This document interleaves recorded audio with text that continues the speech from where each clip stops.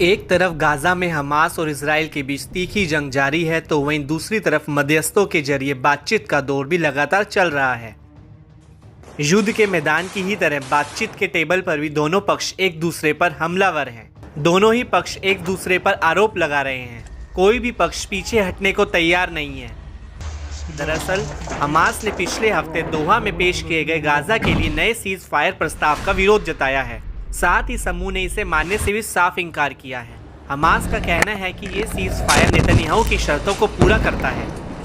Hamas ने एक बयान जारी कर कहा कि समूह ने कतर और मिस्र के मध्यस्थों के साथ मिलकर पूरी जिम्मेदारी से काम किया है, चाहे वह गाजा में इजरायली हमलों को रोकने से जुड़ा प्रस्ताव हो या फिर बंदी समझौता। ये सब हमारे लोगों के खून को बचाने और इजराइल का फिलिस्तीनियों पर किए जा रहे नरसंहार को खत्म करने के लिए किया। समूह मई में मध्यस्थों की योजना का पूरा समर्थन करता है। हमास ने इस युद्ध को रोकने के लिए उतरे मध्यस्थ देशों से मई वाले प्रस्ताव को लागू करने की बात कही। समूह ने कहा कि नेतन्याहू इजरायली हमलों को लंबा खींचने और खुद को ज्यादा समय तक सत्ता में बने रखना चाहते हैं। दोहा में हालिया दौर की वार्ता में क्या हुआ, इसके बारे में मध्यस्थों को सुनने के बाद ये एक बार फिर हमारे लिए साफ हो गया कि नेतन्याहू अभी भी एक समझौते पर पहुंचने के रास्ते में बाधाएं डाल रहे हैं। मध्यस्थों को विफल करने के मकसद से नई शर्तें और मांगे थोप रहे हैं।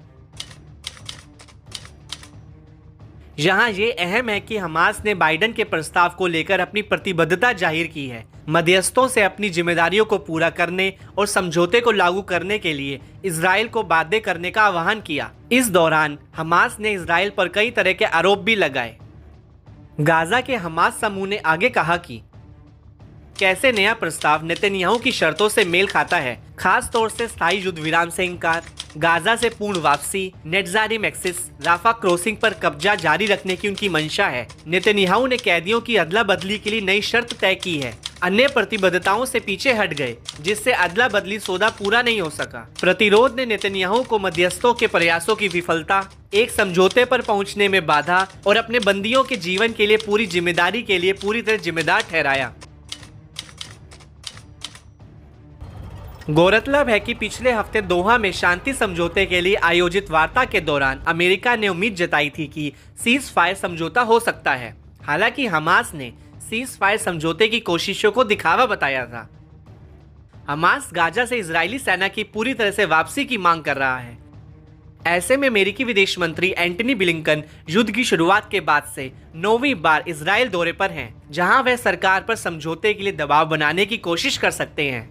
बता दें कि नेतन्याहू सरकार पर इजराइल के लोग भी अब सीज फायर का जबरदस्त दबाव बना रहे हैं। इजराइल में बड़े स्तर पर प्रदर्शन इस बात की गवाही है कि अब इजरायली जनता युद्ध से त्रस्त हो चुकी है।